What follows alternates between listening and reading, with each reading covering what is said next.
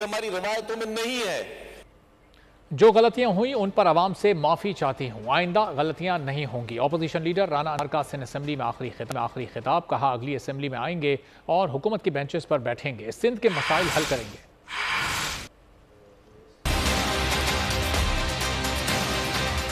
जो मुझसे गलतियां हुई मैं उन सबकी आप सबसे माफी की तलबगार हूँ। पूरी अपोजिशन, अपनी पार्टी, अपने यहाँ और यहाँ बैठे मेरे बहन भाई, सबसे बात तो ये है कि सर कि आप जीते, सब जीते, लेकिन उस आवाम जो वोट देती है उस आवाम के लिए हम कुछ करें।